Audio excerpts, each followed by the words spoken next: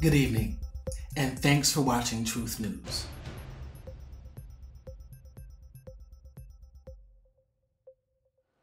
There's an unfolding assault taking place in America today, an attempt to suppress and subvert the right to vote and fair and free elections.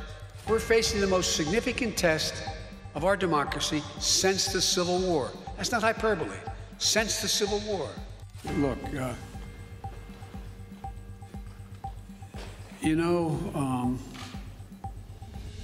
this year alone, 17 states have enacted, not just proposed, but enacted, 28 new laws to make it harder for Americans to vote.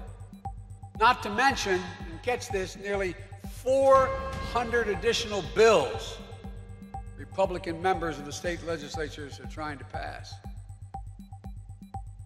The 21st century Jim Crow assault is real. It's unrelenting. And we're going to challenge it vigorously. It has long been said that hypocrisy is the tribute that vice pays to virtue. And in few areas is this more clearly true than when it comes to voting rights. Today we see Democrats giving long, emotional speeches about protecting the right to vote, but today's congressional Democrats do not believe in the right to vote.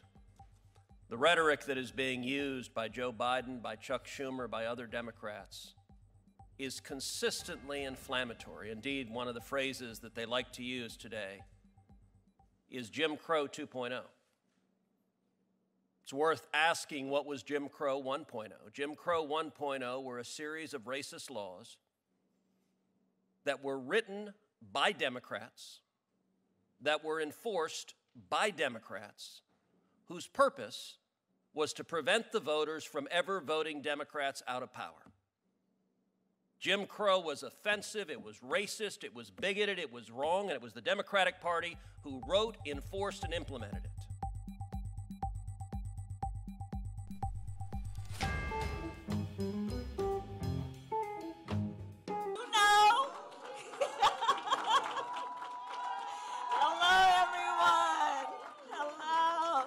Right, please sit, everybody.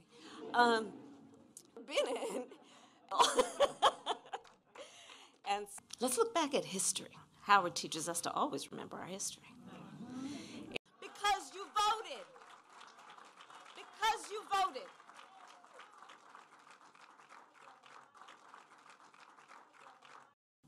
"17 state legislatures have enacted 28 new laws that will make it harder for Americans to vote. These bills, now, be clear, but enacted. These bills have already become law. And that's not to mention the nearly 400 bills that state legislatures are attempting right now to pass. Not to mention, and catch this, nearly 400 additional bills. You know what's going on in Texas right now.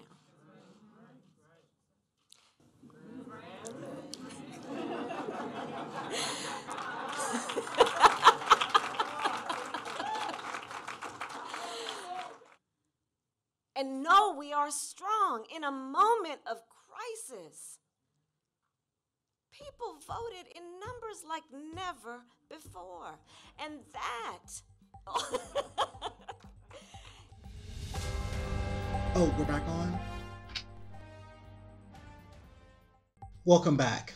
So we just heard our continentally struggling Commander-in-Chief compare voter integrity laws to the Civil War and Jim Crow 2.0.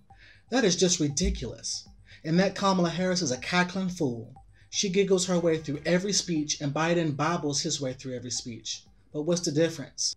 They are babbling the same rhetoric over and over again, lies and propaganda. The truth is, for too long minorities have had a veil over their eyes. They have been fooled into voting for a party that continuously and systematically oppresses them. In the past, and to this very day. Let's take a small intermission to do a brief history lesson. Let's look back at history. Howard teaches us to always remember our history.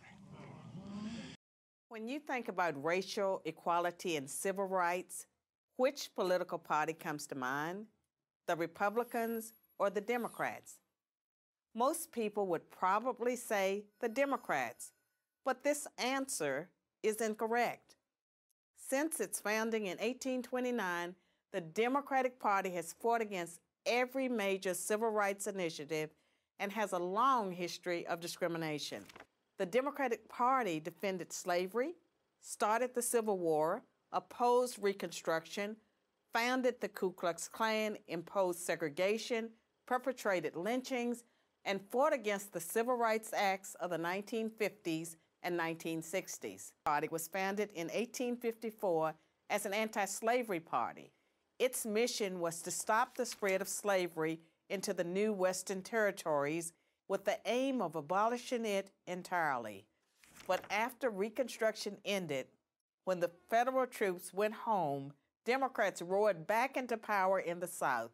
They quickly reestablished white supremacy across the region with measures like black codes, laws that restricted the ability of blacks to own property and run businesses, and they imposed poll taxes and literacy tests used to subvert black citizens' right to vote. And how was all of this enforced? By terror, much of it instigated by the Ku Klux Klan, founded by a Democrat. When all of their efforts to enslave blacks, keep them enslaved, and then keep them from voting had failed, the Democrats came up with a new strategy. If black people are going to vote, they might as well vote for Democrats, as President Lyndon Johnson was purported to have said about the Civil Rights Act. I'll have them voting Democrat for 200 years. So now, the Democratic Party prospers on the votes of the very people it has spent much of its history oppressing. I'm Carol Swain, Professor of Political Science and Law at Vanderbilt University for Prager University. So as you can see, we are being fed the same old lies over and over again, election after election. After the 2020 election and supposed claims of voter fraud, Arizona and Georgia conducted audits and there were several irregularities found, but no widespread voter fraud. Why would anyone oppose laws that would force people to prove their identity before voting? Well, you're going to have to Xerox or photocopy your ID to send it in to prove you are who you are. Well, there are a whole lot of people, especially people who live in rural communities, who don't. There's no Kinko's, there's no Office Max near them.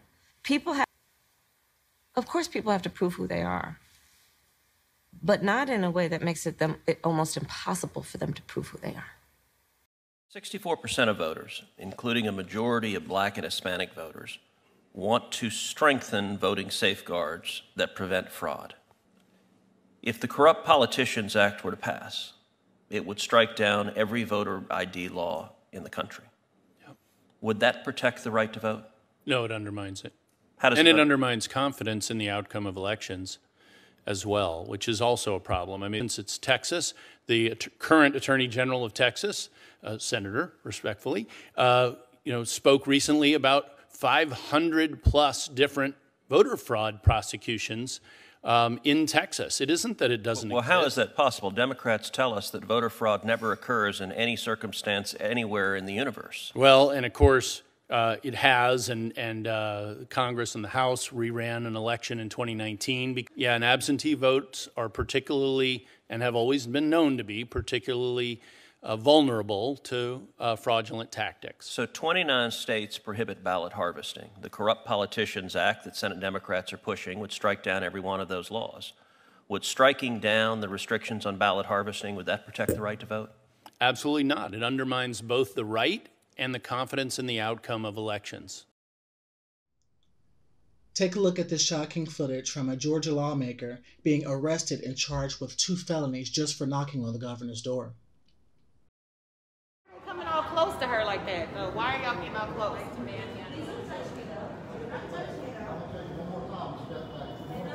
But why does she have to step back? Why is the governor trying to sign something in private? Why is he keeping a representative? Why does she have to step back? The governor is signing a bill that affects all Georgians. Why is he doing it in private? And why is he trying to keep elected officials who are representing us out of the process? Are you serious? No, you are not. Represent. No. She's not under arrest. For what? Under arrest for what? For trying to see something that our governor is doing? What? Back up. Get out of the way.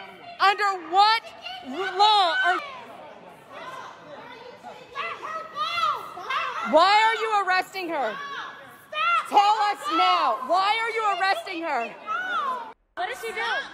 What did she do? Can y'all cite the code? What did she do? Where are you taking me? What did she do? Earlier, we heard Kamala mention a situation in Texas. The situation is that 51 lawmakers have fled their home state to thwart a vote on a voting bill that they claim will hinder people from voting. So, in other words, they are stopping a vote to save the vote. We will overcome. We will overcome someday. Well, just when you think you've seen it all, Mr. President, something new happens here in Washington, D.C. All eyes are now on D.C.'s newest asylum seekers, the members of the Texas House of Representatives, the Democratic representatives. Following unsuccessful attempts to pass an election integrity bill during the regular legislative session earlier this year, Governor Abbott has now called a special session, but the chamber is already being held hostage by a minority of House members who are unwilling to do their job. They got on 2 chartered jets, maskless, with at least 1 case of light beer, and hopped on the jets to come to Washington, D.C. Now, the White House warmly welcomed these fugitives, and they met with several high-level staff. It has now been discovered that several of them have tested positive despite being fully vaccinated. This has been an unmitigated disaster at the White House. They're acting like it's no big deal, and they refuse to call this a super spreader event as they continue to scold Americans for the rising cases, stating that the rising cases is due to people not. How is it that 6 people who are fully vaccinated now testing positive for... Somebody's not telling the truth. Here is Circle Back Jen Psaki. 10% of the traveling party with these Texas Democrats now claim to have a breakthrough case. Is there any concern that this trip that was intended to advocate for voting rights is now a super spreader event in Washington? Well, I would say that's not a characterization we're making from here. We certainly understand there will be breakthrough cases. Even vaccines that are incredibly effective are not foolproof. They're not 100% effective. We've seen that. Here's the good news, though. We know that these vaccines, that these individuals, I think, if I'm correct, have been vaccinated. It means that it protects from death. Contact with those Democrats has reached the White House. What is your message to these Texas Democrats? Our message continues to be, it's like the other question, it's illogical. And I've heard you speak about it because you always, I'm not being solicitous, but you're always straight up about what you're doing. Yeah. And the question is whether or not we should be in a position where you are, why can't the experts say, we know that this virus is in fact, it's going to be, or excuse me, we know why all the drugs approved are not temporarily approved, but permanently approved. Yeah. That's underway too. I expect that to occur quickly. Well, people are getting now, cover that. You're okay. You're not going to get COVID if you have these vaccinations. Those who are vaccinated are protected from serious illness. Most are asymptomatic if they are individuals who are vaccinated who get the virus. You know, we are in a different place in terms of the impact of individuals who may have, as you said, breakthrough cases. But why not just provide the number? Are you trying to hide something? No, but why do you need to have that information? Case of transparency, the interest of the public, having a better understanding of how breakthrough cases work here in the White House. Well, first, there are the CDC tracks, and let me give you other communities where there's 40%, 50%, or otherwise. That's not just a health issue, it's a huge health issue. Who broke quorum from the legislature they're about halfway through their 1-month quorum break. They've been trying really hard to get into a meeting, even if it's a Zoom meeting with the president. Is he going to meet with them? Is he specifically not meeting with them because of fears that they are spreading COVID?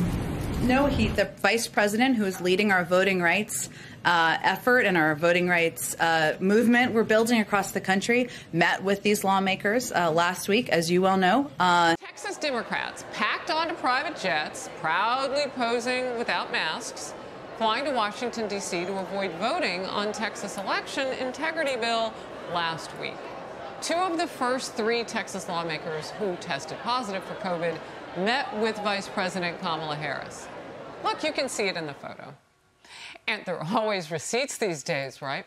The crew also met with other Democrats who applauded their move, including New York Senator Kirsten Gillibrand and Senate Majority Leader Chuck Schumer, and appeared all around Capitol Hill, mostly not wearing masks. Again, we don't know the vaccination details on these people, but we do know that now more than double the number have tested positive for COVID. Now, just imagine, just for a second, imagination experiment here. The media reaction and what it would be if the people in the scenario were Republicans. Pete Hegseth. Oh, Harris, that is the right place to start. Those of you who are working in other agencies, you're going to work like the devil. We all do. If you haven't already, make sure that you subscribe so that you are notified when we upload new videos. Good night.